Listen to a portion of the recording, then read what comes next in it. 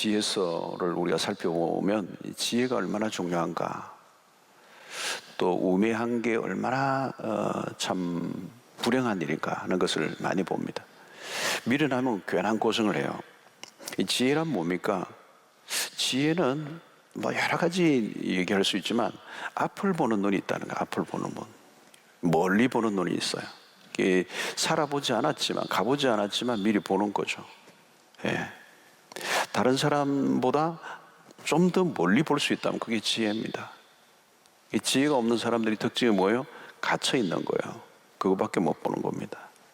예, 딴 세계를 못 봐요.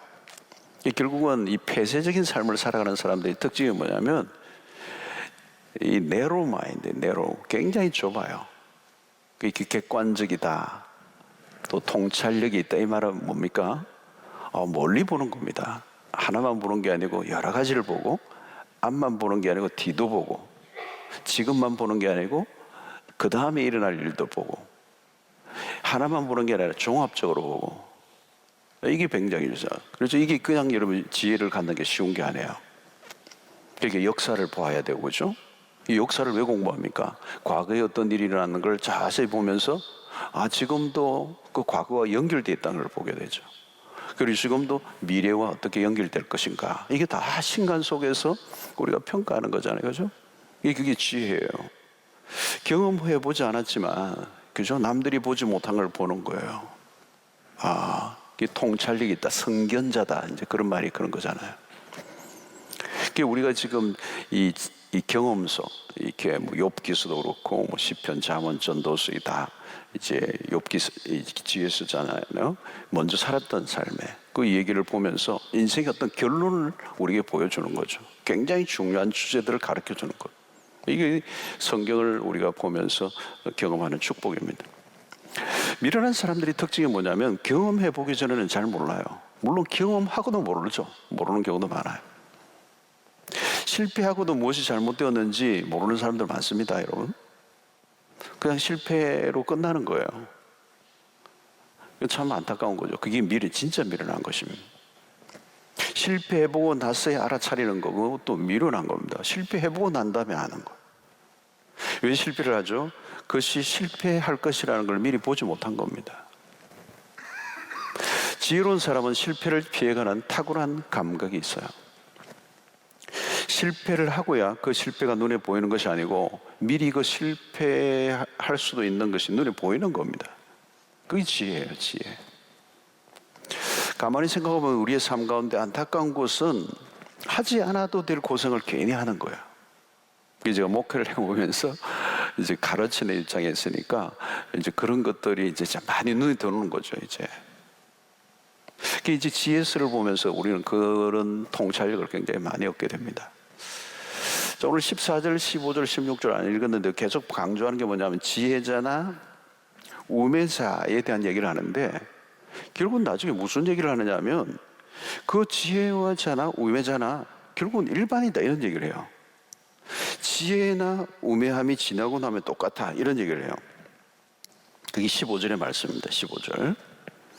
내가 내 마음속으로 이르기를 우매자가 당한 것을 나도 당하리니 내게 지혜가 있었다 한들 내게 무슨 유익이 있으려 하였도다. 이에 내가 내 마음속으로 이르기를 이것도 헛되도다 하였도다. 이게 또 이제 또 다른 반절이 나오는 겁니다. 모든 게 헛되다는 거예요. 예. 자, 이유가 뭡니까? 이유가 있는데 그게 16절이에요. 지혜자도 우매자와 함께 영원하도록 기억함을 얻지 못하나니 후일에는 모두 다 잊어버린 지 오래일 것임이라. 오라 지혜자의 죽음이 우매자의 죽음과 일반이로다. 자, 이유는 뭔가 하면 죽음 때문이라는 겁니다. 죽음. 여러분, 이 세상에 어떤 것도 절대적이거나 영원한 것이 없다는 겁니다. 죽음이라고 하는 것이 딱 오면 모든 것을 다 잠재워버립니다.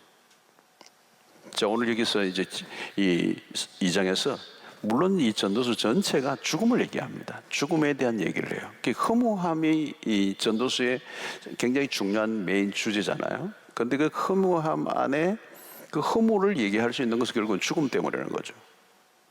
이 죽음이라는 거대한 주제를 떠올리고 있는 겁니다. 이 전도서 전체에서 얘기하는 거죠. 예. 이 코로나를 통해서 이제 우리가 느끼는 게 뭡니까? 이 공포죠, 공포.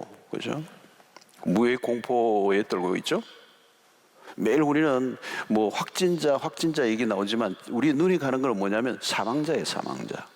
오늘 몇 명 죽었느냐는 거예요. 이번에 이걸로 인해 가장 큰 뭐 이란이나 이탈리아 이런 데 보면 사망자가 엄청나거든요. 미국도 지금 늘어나요. 그리고 우리가 관심은 뭐냐면 확진이 아니에요, 사실은. 네. 그것을 통하여 사람이 죽는다는 사실. 그죠? 예. 이 죽음에 대한 공포, 이걸 어떻게 받아들이고 있는가? 자, 오늘 이 반복 구절도 마찬가지예요. 지혜자의 죽음이 우매자의 죽음과 일반이다. 이 말은 뭐냐면 죽음은 모든 것을 다 무너뜨린다는 거예요. 죽음은 상실이죠, 여러분. 상실. 모든 걸 제로로 만들어 놓는다는 거예요. 예. 여러분, 인간의 고통이, 우리가 이제 고통을 얘기할 때 이 고통은 주로 뭡니까? 전부 다 상실입니다. 상실. 잃어버린다는 거죠. 그죠? 가족 관계를 잃어버리고 가장 재산 이런 건 아무것도 아니죠. 많은 걸 다 잃어버린다는 거예요. 완전히 자기 자신까지도 잃어버리는 거예요. 여러분, 돈을 잃어버릴 때 고통이 오죠. 그죠?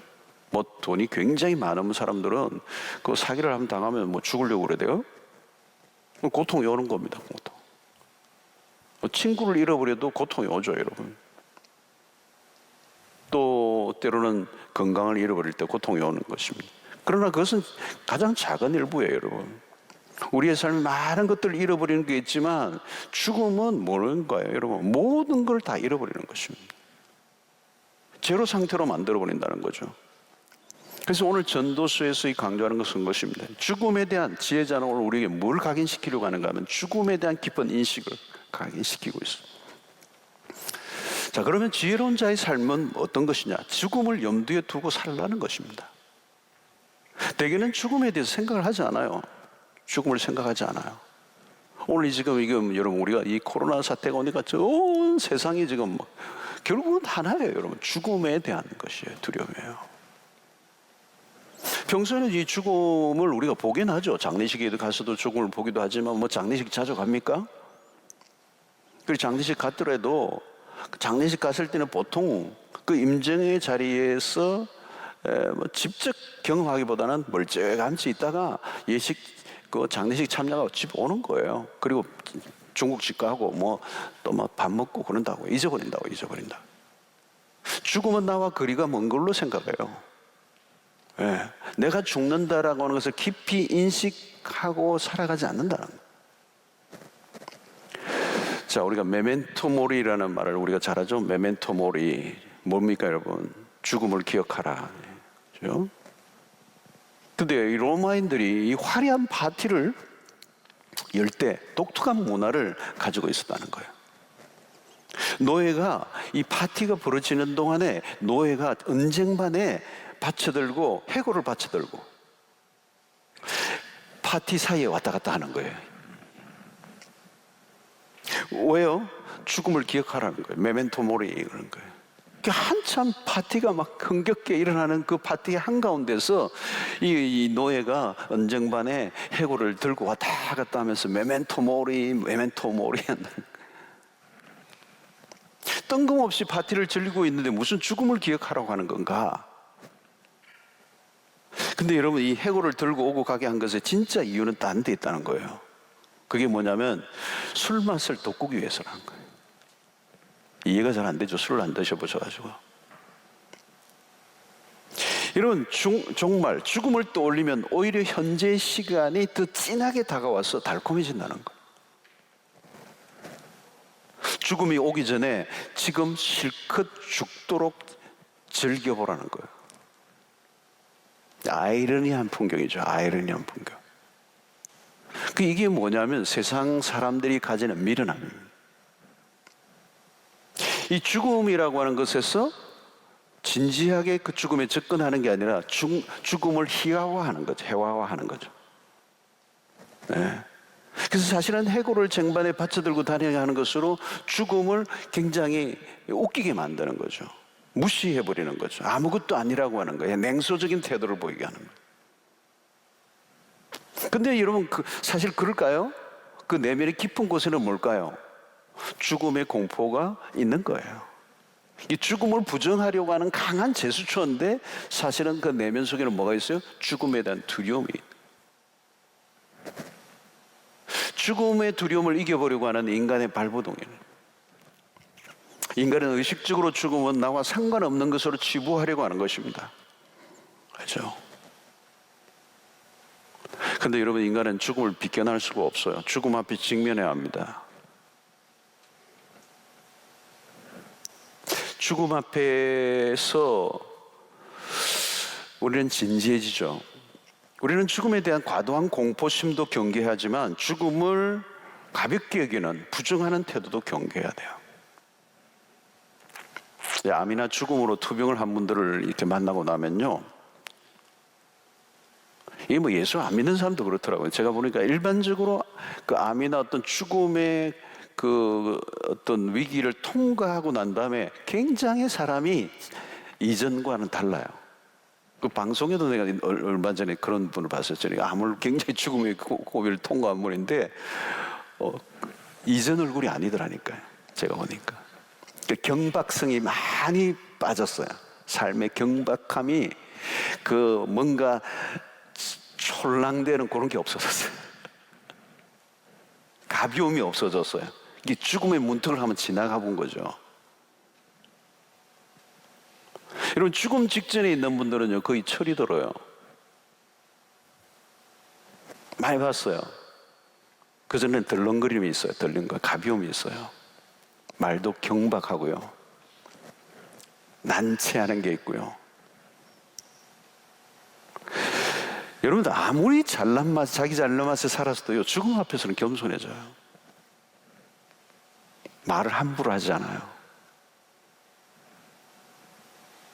평소에는 내가 모든 게 내 힘으로 사는 것 같았는데 그게 아니라는 거거든요. 유서들을 보면요, 공통점이 가족들에게 미안하다는 얘기예요. 대부분 다 그래요. 가족들이 미안하다, 용서해달라, 뭐 이런 것들이에요.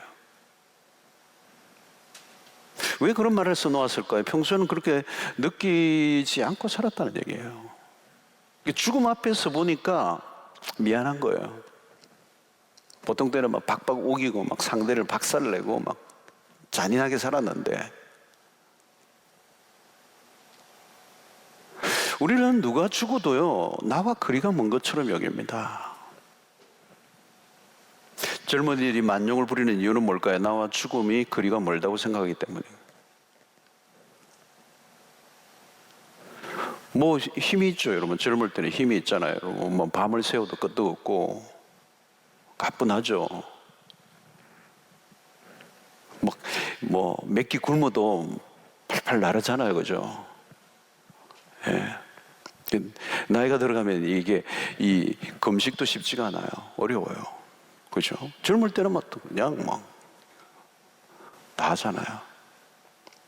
여러분, 죽음을 생각하지 않는다면 죽음을 준비하는 삶을 살 리가 없어요. 이게 죽음을 생각한다는 말은 뭐냐면, 죽음을 나에게도 올 수 있다고 생각할 때 그 죽음을 준비하고 산다는 거죠. 그런 사람들은 경박하지 않아요. 가볍게 살지 않아요.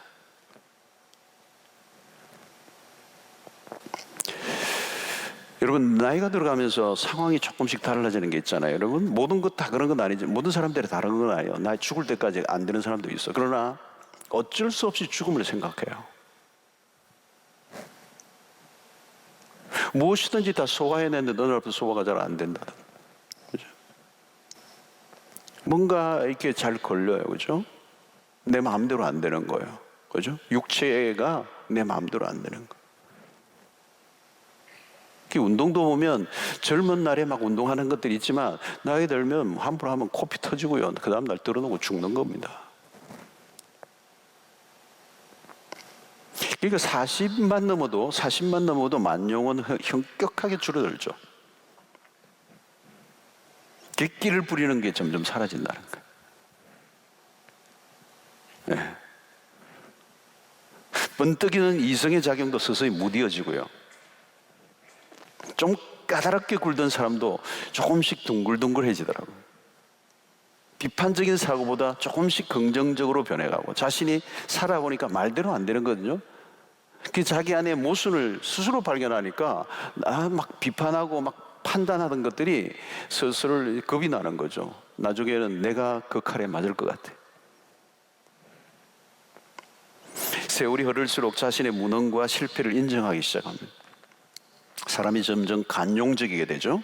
다르게 표현하면 그 말은 덜 도덕적인 사람이 된다는 걸 의미하는 겁니다. 핏대를 세우고 내가 비판을 했는데 어느 날 보니까 내가 그 비판의 대상에 올라와 있는 거예요. 저렇게밖에 안 되나? 자기가 살아보니까 저렇게 사는 건 대단한 거예요. 젊은 날에는 비평이 날카로워요. 침을 튀기면서 사람들을 평가하고 비난합니다. 신랄하죠. 다른 사람들을 비난하면서 카타르시스를 느낍니다. 우리 한국 안에 이런 문화들이 많잖아요. 욕의 문화, 그죠? 욕의 카타르시스. 우리 신문이나 이런 거 보면 전부 다 욕이잖아요. 욕. 댓글 전부 다 욕이잖아요. 이 분노가 많은 거예요. 분노가 많은 거. 근데 여러분, 세월이 흐르면 뭐예요? 나이가 들어가면 자기 모순을 발견한다는 거예요. 내가 한 말과 사는 것이 일치하지 않는 걸 발견합니다.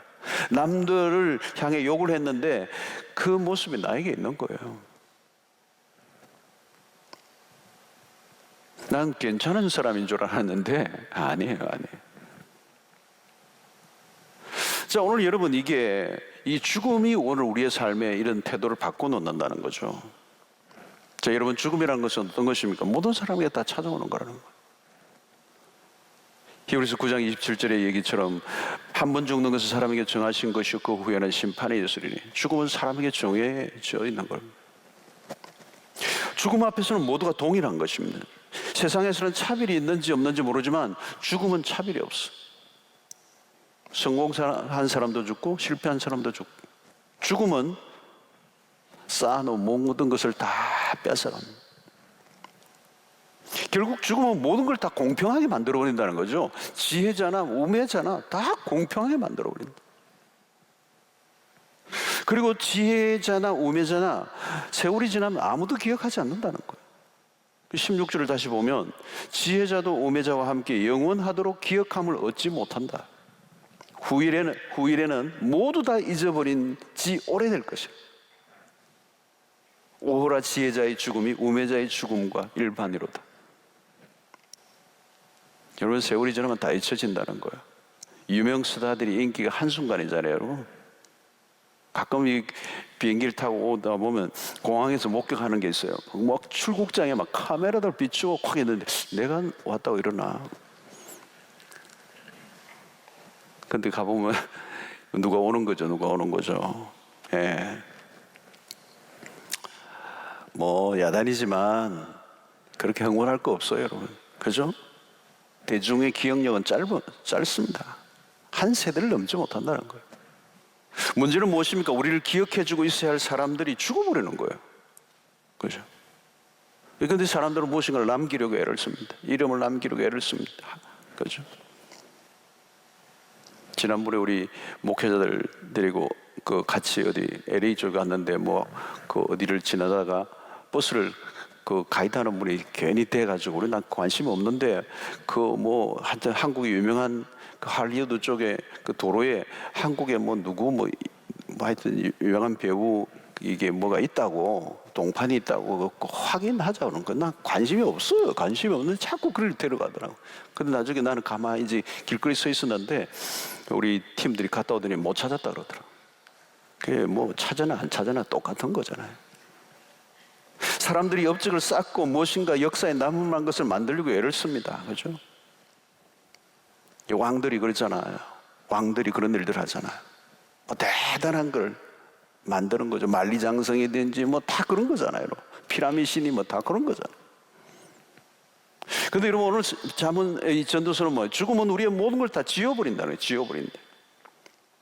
인간의 지혜를 동원하여 애를 써보았지만 영원한 것은 없다. 모두가 일시적이다.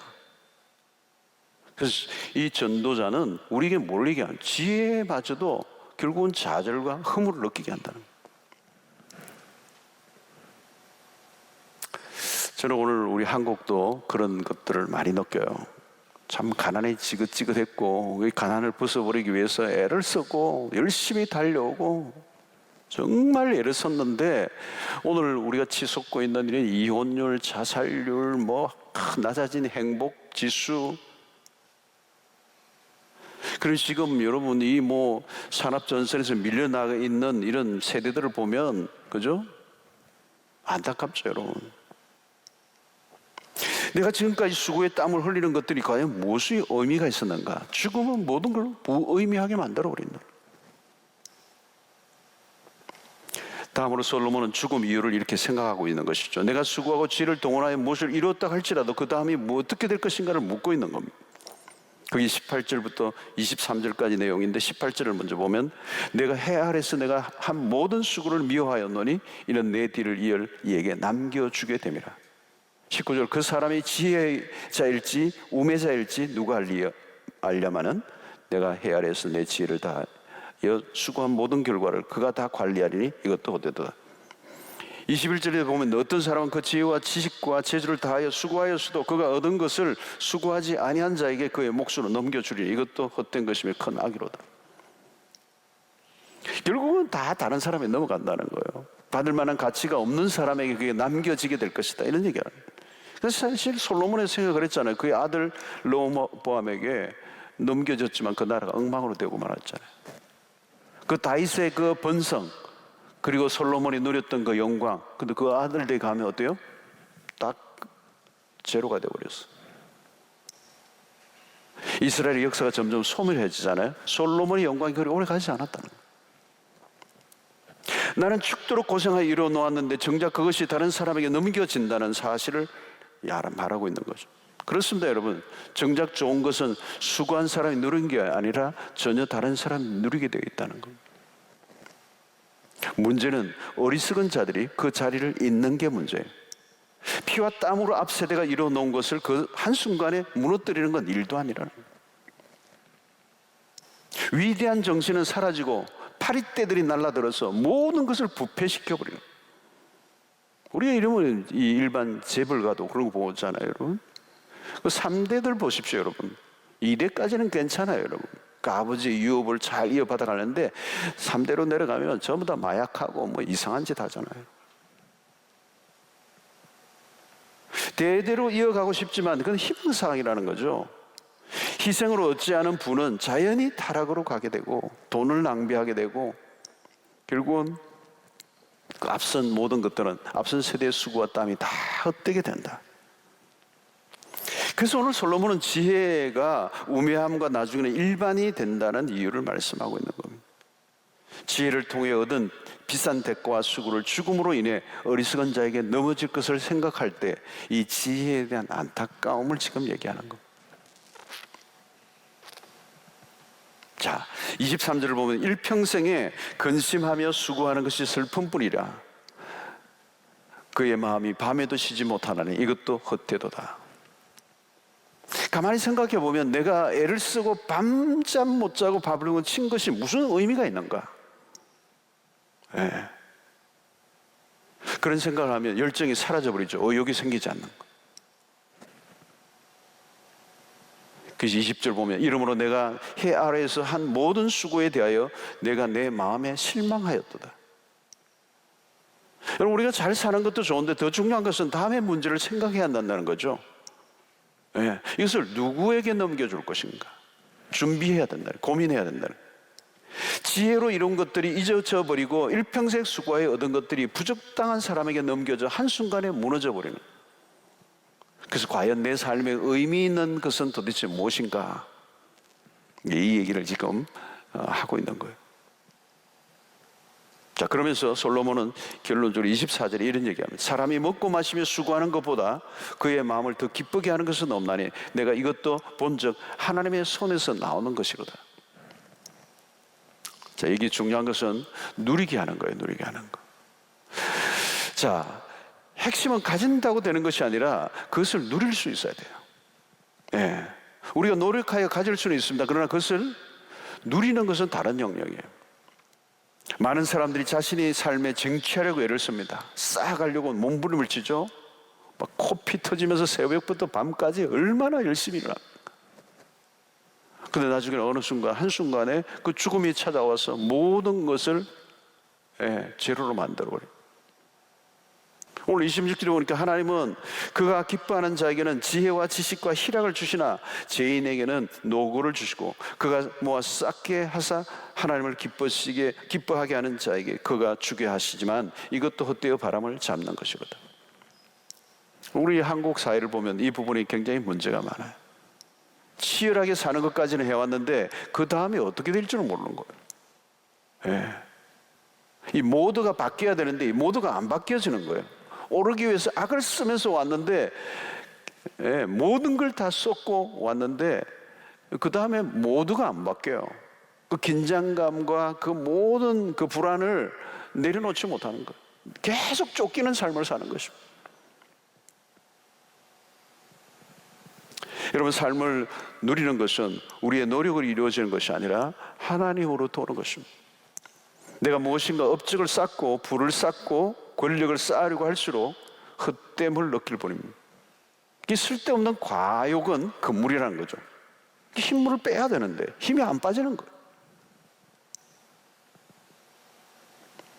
그래서 오늘 이 말씀은 너무 무엇인가를 이루려고 너무 욕심을 갖지 말라는 거예요. 모든 것은 하나님이 하신다는 이 결론을 우리에게 말씀하는 것입니다. 우리는 종종 이 진리를 잊어버립니다. 내가 노력하지만 그것으로 되는 것이 아니라 중요한 것은 하나님이 결정을 하신다.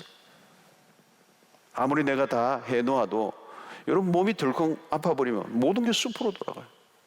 요즘 이런 전염병을 통해서 우리가 아는 건 뭘까요? 한순간에 모든 걸 스탑을 시켜버리는 거죠. 우리가 가는 진로가 한순간에 멈춰버려요. 지금 뭐 비행기도 스탑, 모든 게 스탑이잖아요. 곳곳에 그냥 다 클로즈예요, 클로즈. 죽음이 오면 모든 것은 한순간에 끝이에요. 아픈 정도가 아니라 죽음이 오면 죽음 앞에, 죽음이 우리 앞에 있다는 것은 뭘 말하는 거죠? 불확실함이 우리에 기다리고 있다는 거예요. 불확실함. 확실한 어떤 것도 보장이 안 되는 거잖아요. 죽음은. 우리의 삶의 축복은 우리의 업적의 결과로 주어지는 것이 아니라 하나님의 선물입니다. 요즘 우리가 느끼는 게 그거죠. 우리 일상 속에 주어진 것들이 매일 하나님의 선물이었다는 것. 하나님이 나에게 베풀어 주신 것을 감사함으로 그동안 받아왔는가. 매주 이러면 이게 모여서 함께 예배하고 이게 얼마나 우리의 일상에 감사할 것들이었는가. 그죠? 감사 못하고 지냈잖아요, 우리가.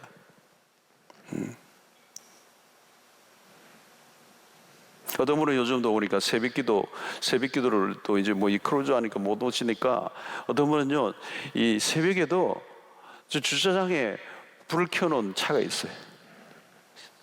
아마 그 안에서 이제 새벽기도를 이 핸드폰으로 모니터를 켜놓고 들으면서 주차 조금이라도 교회 가까이 와가지고 예배를 드리려고 그렇게 오랫동안 기도하다가 가요. 불 켜놔서 돼버리니까 저 멀리.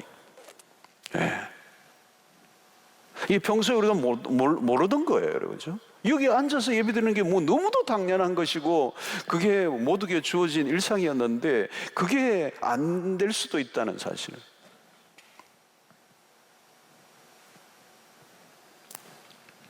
여러분, 오늘 우리 현재의 삶에서 우리가 주어진 하루하루 그것이 하나님이 우리에게 허락하신 것들이고 그 순간순간이 얼마나 감사한 일인가. 뭐 이런 코로나가 아니래도 여러분 어떤 사람들은 병이 들면 그렇죠? 병 속에서 내가 하고 싶어도 할 수가 없는 거예요, 여러분. 어떤 분은 그래요. 밥을 먹는 일상에도 놀라운 것이지만요, 어떤 사람은 그 밥을 먹는 것을 먹으면서도 그 맛을 느끼지 못하는 사람들이 많아요. 좋은 것을 좋다고 느끼지 못하고 살아가는 사람들. 여러분, 하나님의 인도가 아니면 참된 누림은 불가능합니다. 가졌다고 누리는 게 아니죠. 가진 것과 누리는 것은 전혀 별개예요. 돈은 많이 가졌는데 불쌍하게 살아가는 사람이 얼마나 많습니까? 그래서 전도서 11장 8절로 9절을 보면 이렇게 얘기합니다. 사람이 여러 해를 살면 항상 즐거워할지로다. 그러나 캄캄한 날들이 많으리니 그 날들을 생각할지로다. 다가올 일은 다 헛되도다. 청년이여 내 어린 때를 즐거워하며 내 청년의 날들을 마음에 기뻐하며 마음에 원하는 길들과 내 눈에 보는 대로 행하라. 그러나 하나님이 이 모든 일로 말미암아 너를 심판하실 줄 알라. 여러분, 누리고 즐거워하는 건 나쁘지 않아요. 여러분, 너무 어떤 사람들은 그리스도의 자학적인 사람들이 있어요. 금욕적인 것들을 너무 강조하는 사람들이 있어요. 예. 때로는 금욕적 삶을 살아야 될 때도 있지만 금욕주의적 것은 기독교는 아니에요, 여러분. 신자의 삶은요, 이 세상에 관해서 굉장히 적극적인 삶의 태도를 가져야 돼요. 예. 너무 힘들게 자기를 쥐어짜고 그냥 자기를 힘들게 하고 그렇게 살아가면 안 돼요, 여러분.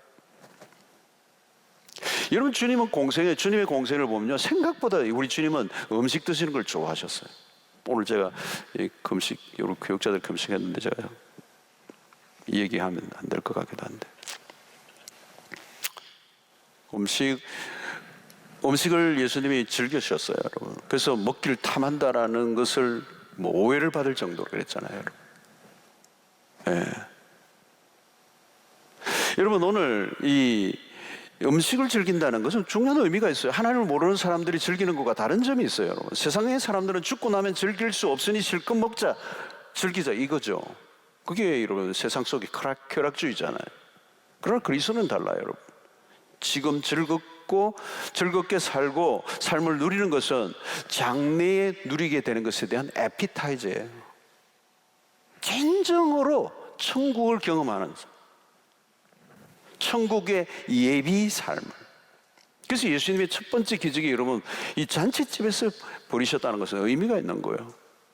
그리고 잔치집의 여흥이 끝나갈 것 같은 그 상황을 회복시키시고 기쁨이 일어나게 하셨던 것은 여러분 예수님의 첫 번째 기적은 의미가 있는 거예요.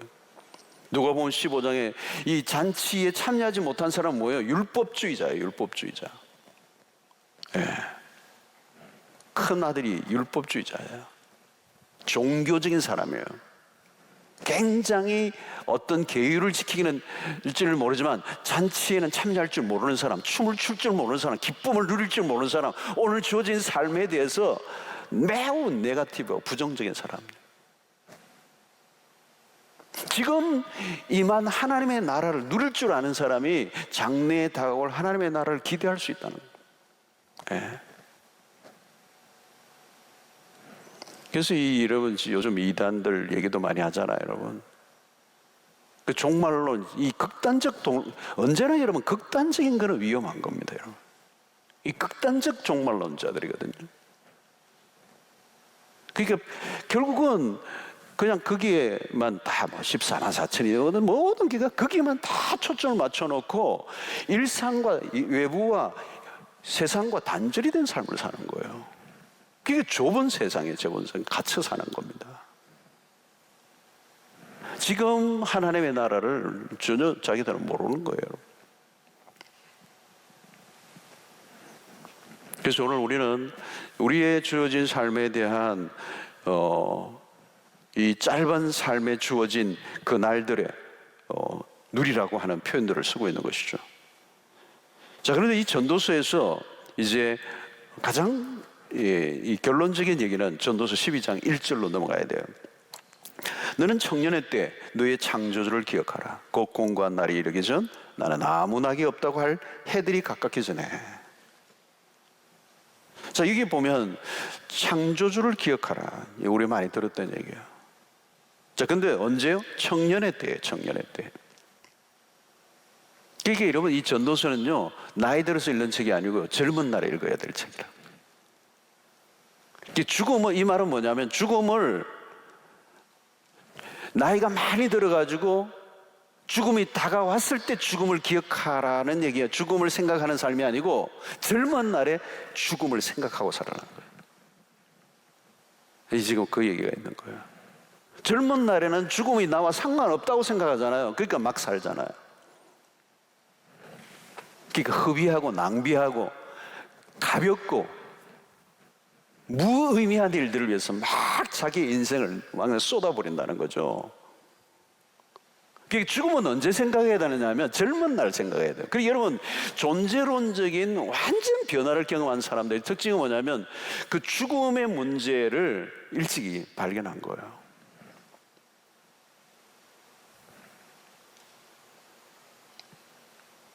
청년의 때에 너의 창조주를 기억하라.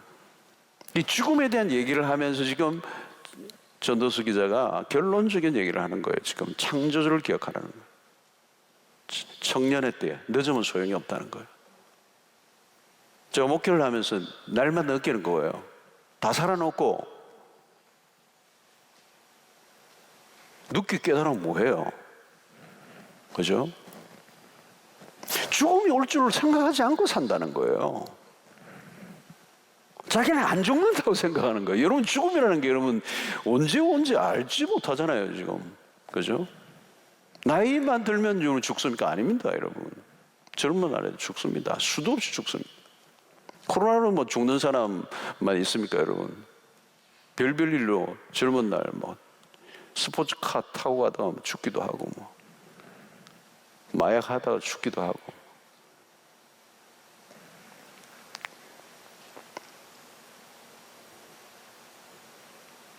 그러니까 오늘 중요한 것은 인생의 막이 열리기 시작할 때가 중요하다는 얘기죠. 이 청년의 때라는 말은 이제 인생의 막이 막 열릴 때, 이제 커튼 딱 열려서 인생의 무대가 시작될 때 중요하다는 거예요.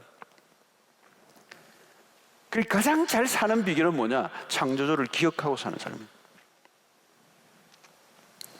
자, 창조주를 기억할 때 우리는 우리가 어디에 놓였는지를 알게 됩니다. 내가 어디에 놓였는지를 알게 되고 내가 어떻게 살아야 되는지를 알게 된다는 거예요. 여러분, 하나님의 창조주라는 이 말은 우리는 피조물이라는 거죠. 피조물이라는 거예요. 그 말은 뭘까요? 한계를 인정하라는 거죠. 젊은 날에 우리 인생에서 뭐 젊은 날이든 나이든 상관없이 모두가 실패하는 경우가 뭘까요? 자기가 다 할 수 있는 것처럼 과도한 욕망을 추구하는 거죠. 창조주를 모르기 때문에 그런 것입니다. 자기 자신을 잘 모르는 거죠. 그래서 빗나가는 것입니다. 여러분, 하나님이 세상을 만드셨습니다. 그렇다면 우리의 삶은 창조주에 의해서 돌아가게 되어 있습니다. 나는 피조물에 불과하다는 것을 알고 사는 것. 나는 창조주가 아니다는 것. 우리가 하는 일은 내가 가지고 있는 신념, 내가 가지고 있는 이념, 내가 가지고 있는 지식, 내가 가지고 있는 경험, 그게 중요한 게 아니에요. 창조자를 기억하고 그 창조주가 만들어 놓으신 그 원리와 법칙에 순응하며 살아가는 것. 여러분, 왜 좌절하고 낭망합니까? 낭망하고 좌절하는 이유는 내가 누구인지 모르기 때문에. 그래서 사람들은 주로 오바를 많이 해요. 오바. 착각을 잘한다는 거예요. 착각을 잘한다. 우리는 한계를 가진 존재입니다. 끝이 정해져 있습니다. 우리는 창조주를 위해 살다가 하면 되는 거죠. 고집 부릴 것도 없고 만용 부릴 것도 없고 자랑할 것도 없고 낭망할 것도 없고 절망할 것도 없고 하나님이 정해놓으신 그 창조의 틀 안에서 내가 놓여진 위치에서 헛된 욕심을 부리지 않고 주어진 현실에서 최선을 다하는.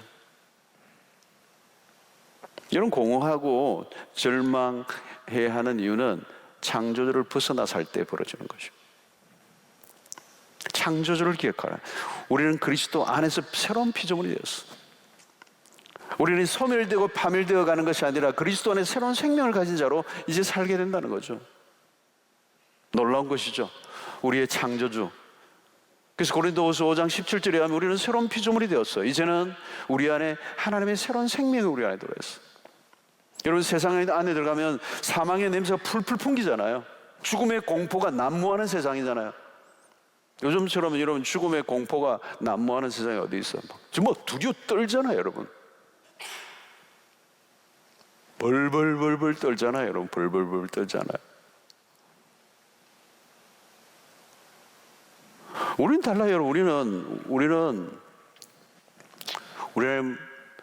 뭐 그렇다고 해서 뭐 조심 없이 살라 이 말은 아니에요, 그렇죠? 그러나 죽는 것에 대해서 두려워할 필요는 없어요. 부활의 생명이 우리 안에 있는 거예요. 여러분, 이럴 때 우리 그리스도인들이 세상의 사람들과 전혀 다른 모습을 좀 보여야 돼요. 우리 안에 부활의 생명이 있기 때문에. 우리는 창조주의 안에 새로운 피조물로서 그리스도 안에서 영생을 누리고 있는, 뭐 영생, 뭐 구원 얘기하다가 죽음에 대한 두려움 앞에 꼼짝 못한다면, 고린도서 15장 57절 58절 유명한 구절이잖아요. 우리 주 예수 그리스도로 말미암아 우리에게 승리를 주시는 하나님께 감사. 이 승리가 뭡니까?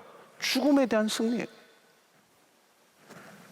그러므로 내 사랑하는 형제들아, 견실하며 흔들리지 말고 항상 주의 일에 더욱 힘쓰는 자들이 되라.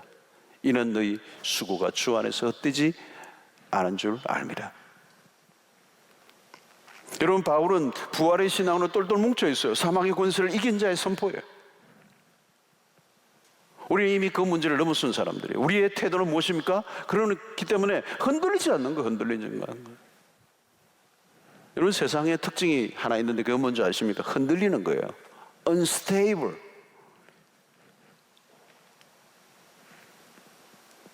막 요동을 치는 거예요. 경랑하는 경랑. 신자는 달라요, 여러분. 문제가 오면 오는 대로 담담한 거예요, 담담. 이 코로나 때도 여러분 좀 담담해. 또 지나갈 거예요. 막 이거 가지고 너 그냥 막 가지 말라고.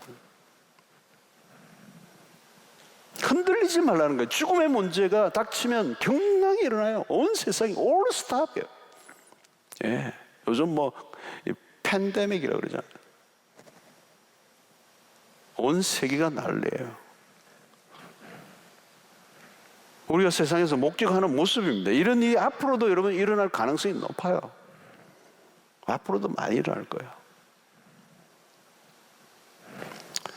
성도 여러분, 기독교는 추상적인 종교가 아닙니다. 추상적이지 않아요, 여러분. 죽음이 추상이 아니잖아요. 부활도 추상이 아니에요. 왜 복음서에서 그리스도의 죽음에 관해서 그렇게 3분의 1 정도를 할애하고 있는가? 왜 예수 그리스도의 죽음에 유독 그렇게 많이 초점을 맞추고 그리스도의 죽음에 대해서 그렇게 계속 강조하고 상세하게 디테일하게 그 한 생애를 얘기할 때 자서전이나 전기를 얘기한다면 수없는 다른 얘기를 할 텐데 왜 마지막 남은 이 죽음에 대해서 유독 관심을 갖고 그게 모든 걸 다 쏟아붓고 그 길을 드러내고 그렇게 얘기하느냐? 왜 세상의 위헌전과 다른 점이 뭐냐? 성경은 생명과 죽음의 문제를 정확하게 알려주는 거예요. 그래서 바울이 고백이 뭡니까? 고린도전서 2장 2절에 내가 너희 중에서 예수 그리스도와 그가 십자가에 못 박히신 것 외에는 아무것도 알지 아니하기로 작정하였습니다. 이 구원의 문제를 얘기하는 거잖아요, 여러분. 구원의 문제. 예수와 예수의 십자가에 죽으신 것 외에는 아무것도 알기를 원치 않는다. 사실은 여러분, 우리의 삶을 다 그냥 정리하면 딱 하나로 남는 거잖아요, 여러분. 죽음의 문제. 그걸 해결하는 유일한 길은 예수 그리스도의 십자가. 이 복음의 능력을 경험한 바울이 지금 이런 얘기하는 거예요. 내 십자가 외에는 아무것도 알고 원치 않는다. 이런 자랑 저런 자랑 이런 지혜 오만 건 내가 떠벌릴 수도 있지만 이거 아무것도 아니더라는 거예요.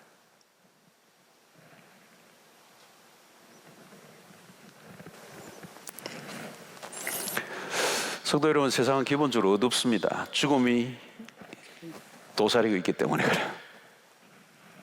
별 수 없어요, 여러분. 별 수 없습니다.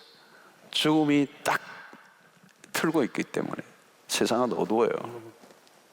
아무리 출세하고 아무리 잘나고 아무리 돈이 많고 별볼이 없어요. 죽음이 딱 지고 있어요. 그러니까 세상은 어두워요. 한방, 죽음이라는 이 한방이 끝을 내버리기 때문에.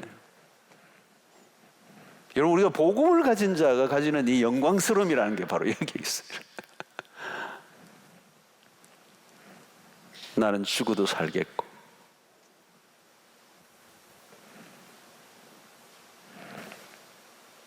여러분, 우리 교인들 참 안타깝게 또 마지막 이렇게 장례를 치르는 안타까운 죽음이었는데, 그가 정말 구원받은 백성이라면요 안타까울 하나도 없어요. 죽음이 답이에요.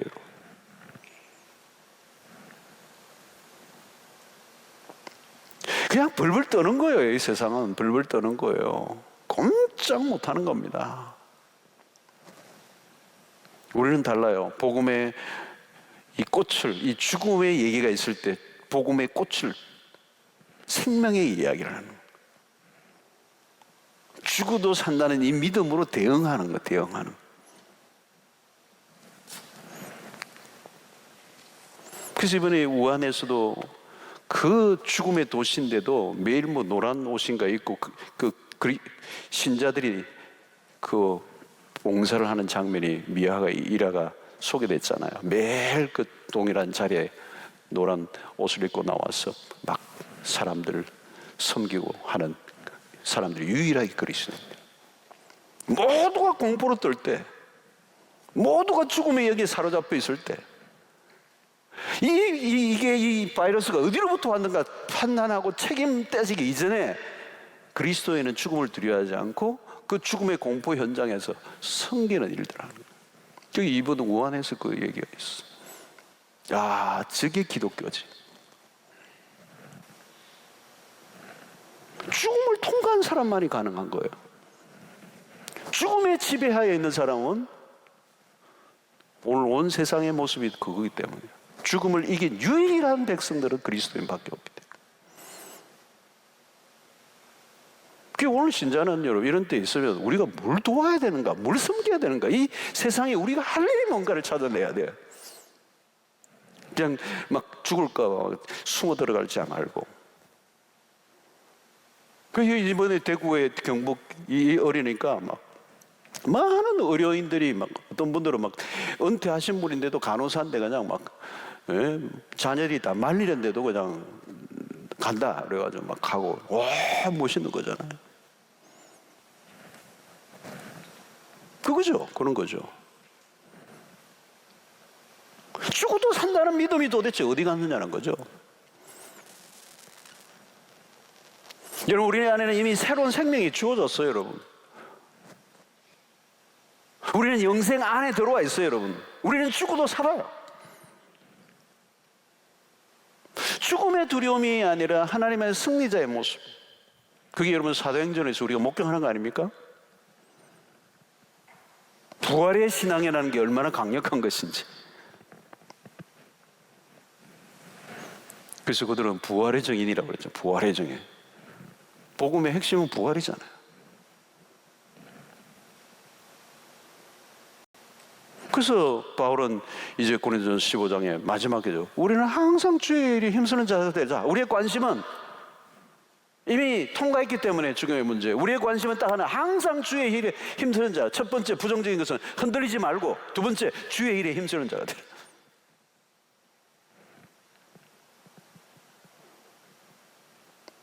여러분, 주의 일이 여기서 뭐가 주의 일이겠습니까?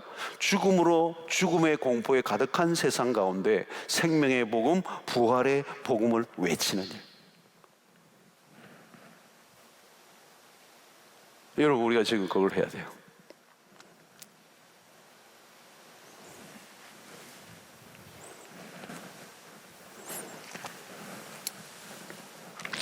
우리가 교회 예배당에서 예배를 드리지 않는 것을 두고 마치 우리가 죽을 게 두려워서 그런 줄 오해하는 분들이 가끔 있더라고요. 가끔. 아니에요. 죽음이 두려워서 그런 게 아니죠. 죽음을 두려워하는 세상을 고려한 행동이지. 우리가 할 일은 부활의 복음을 전하는 일이에요. 세상이 두려워하는 이유는 무엇입니까? 부활을 알지 못하기 때문에. 그래서 여러분, 기독교는 위기에 강한 겁니다. 신앙은 위기에 강한 겁니다. 여러분, 죽음의 두려움에 갇혀 살면요, 현실의 삶이 복이 될 수가 없어요. 언젠가는 죽는데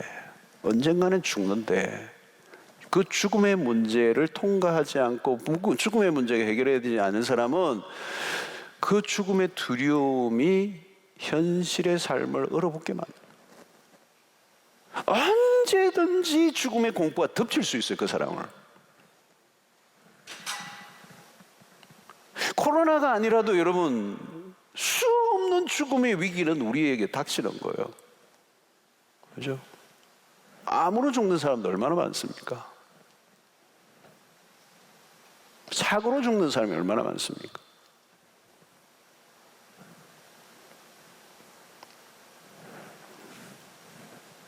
사랑하는 성도 여러분, 죽음과 생명의 문제는 하나님의 주권에 있습니다. 하나님이 다스리십니다. 우리는 그분 안에 삽니다. 그럼 오늘 주어진 우리의 시간 속에 이 생명을 충분히 향유하고 살 뿐만 아니라 죽음의 공포가 엄습할 때 하나님의 백성의 정체성을 드러내고 생명의 빛을 발하는, 이 생명의 힘을 분출하는,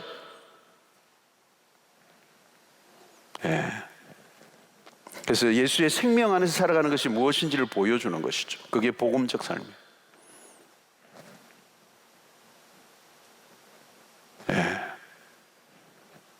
복음의 능력을 누리는 거죠. 복음의 능력을 누려야 돼요. 복음이 진짜 작동을 하고 있는 걸 확인해야 돼요. 세상이 죽음으로 두려워할 때 우리가 가져야 할 모습. 여러분, 우리는 잘 죽어야 돼요. 그러나 아무나 잘 죽을 수 있는 게 아니에요. 죽음의 문제를 잘 정리하고 있는 사람. 죽음이 추상적인 것이 아니듯이 신앙도 추상적이어서는 안 됩니다. 죽음은 우연히 특정한 사람에게만 임하는 게 아니에요. 지금도 죽음을 보면서 우리는 단순히 통계를 보는 게 아니라 타락한 세상이 죽음의 저주 아래 있음을 보게 되는 거예요. 오늘 또 내가 살아있는 것은 하나님의 은혜. 오늘 우리에게 주어진 생명의 귀중함을 우리가 알고 오늘 주어진 삶을 의미 있게 살아가야 될 줄로 믿습니다. 그래서 오늘 죽음이 누구에게도 찾아올 수 있다는 사실을 안다면 오늘 이 주어진 이 시간 속에서 우리의 거품을 제거하고 허영을 제거하고 헛된 무의미한 것들을 위해서 우리의 시간을 낭비하지 않고 또 죽음에 두려워서 그냥 허덕이지 아니하고 매일매일 주어진 일상의 삶을 의미 있게 당당하게 흔들리지 않고 주의 일에 힘쓰는 우리의 삶을 살아야 될 것입니다. 망가지고 깨어지고 쓰러지게 하는 이 세상에서 우리는 세우고 살리고 일으키는 일을 위해 살아가는 이 복음적 삶을 살아가는 죽음의 문제가 해결된 하나님의 사람으로서 죽음의 공포를 이겨내고 오늘 우리의 주어진 현실을 충분히 누리며 살아갈 뿐만 아니라 우리의 주신 사명을 넉넉히 감당하고 이 사망의 권세에 시달리는 수 없는 사람들을 위하여 생명의 복음을 담대하게 외치는, 정말 요즘 시대가 이 복음이 필요한 것 같아요. 우리가 외쳐야 될 이 복음을 내가 먼저 누려야 돼요. 그리고 이 죽음의 권세에 시달리는 수 없는 사람들을 구원에 이끌어내는 그런 우리의 삶을 살아야 될 줄로 믿습니다.